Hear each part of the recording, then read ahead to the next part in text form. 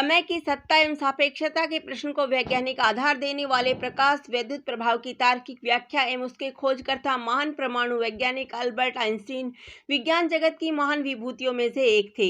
Albert का बाल्यकाल और शिक्षा। इस महान परमाणु वैज्ञानिक का जन्म 14 मार्च 1879 को दक्षिणी जर्मनी के उल्म सर्गे एक यहूदी परिवार में हुआ था। उनके पिता हर्मन आइंस्टीन एक स्वतंत्र विचारों वाले स्वतंत्र व्यक्ति थे। वे धर्म तथा विचारों में तनिक भी विश्वास नहीं रखते थे। उनकी माताजी कलात्मक अभिरुचि वाली महिला थी।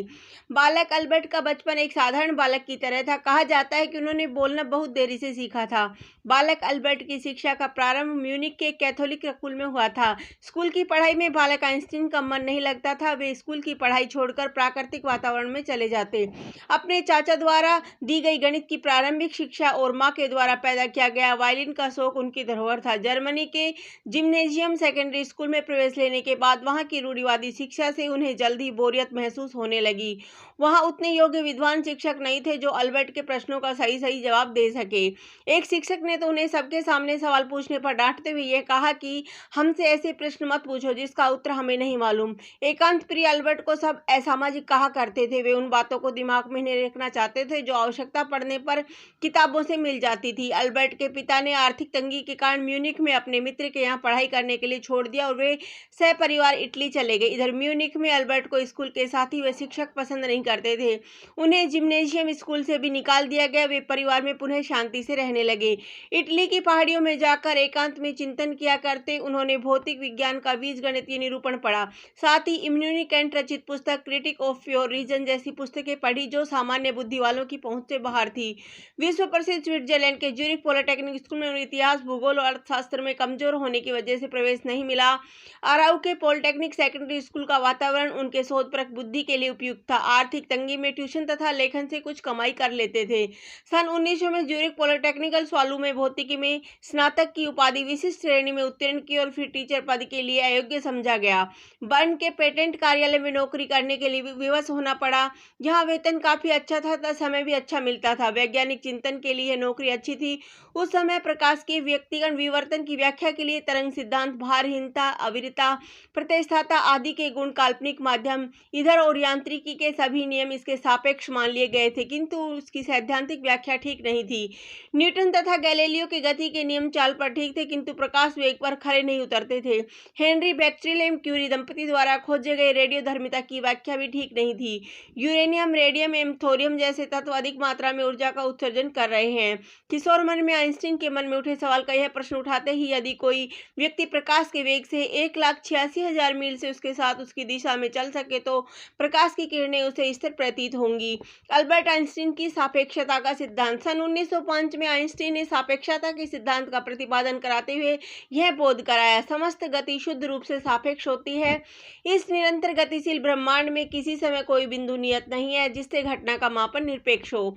अंतरिक्ष में प्रकाश का वेग नियत होता है, वह प्रकाश के उद्गम स्रोत से स्वतंत्र होता है। समगति से घूमते हुए समस्त क्रमों के लिए प्रकृति के नियम एक ही हैं। यह विश्व त्रिविमीय नहीं है बल्कि लंबाई, चौड़ाई एवं ऊंचाई की 3 परिचित विमाओं के अतिरिक्त चौथी विमा समय से निर्मित है। आइंस्टीन ने कहा था कि किसी व्यक्ति विशेष के अनुगमन से उन्हें घटनाओं के क्रम की व्यवस्था प्रतीत होती है। इस क्रम में हम जिस अलग घटना का ध्यान करते हैं वह पहले और बाद के पदों में व्यवस्थित होती है। अतः उस व्यक्ति विशेष के लिए एक व्यक्तिक समय का अस्तित्व है।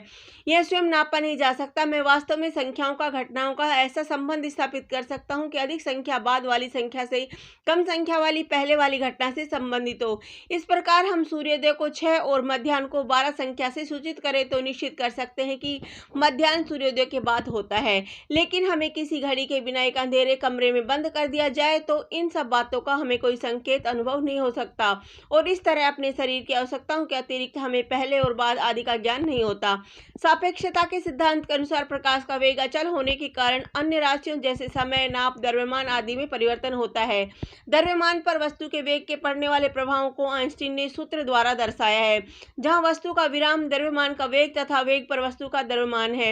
यदि आलू के द्रव्यमान की वस्तु भी प्रकाश से चल पाए तो उसका द्रव्यमान कई टन हो जाएगा। इस सूत्र को रखने पर अर्थात यदि वस्तु का वेग प्रकाश के वेग के बराबर हो तो द्रव्यमान अनंत हो जाएगा, जो कि असंभव है। आइंस्टीन ने कहा कि कोई वस्तु प्रकाश वेग के बराबर नहीं चल सकती है। इस सिद्धांत के अनुसार यदि किसी वस्तु का वेग प्रकाश के वेग से 9/10 हो तो उस वस्तु की लंबाई गति की दिशा में आधी रह जाती है और कोई पिंड प्रकाश के वेग को 9/10 हो तो उस वस्तु की लंबाई गति की दिशा में आधी रह जाती है, और यदि कोई पिंड प्रकाश के वेग के बराबर चल सके तो उसके लिए समय ठहर जाता है। अपने इस कथन को स्पष्ट करने के आइंस्टीन के एक उदाहरण दिया जो जुड़वा बच्चों का विरोधाभास या ट्विन पैराडॉक्स के नाम से विख्यात है।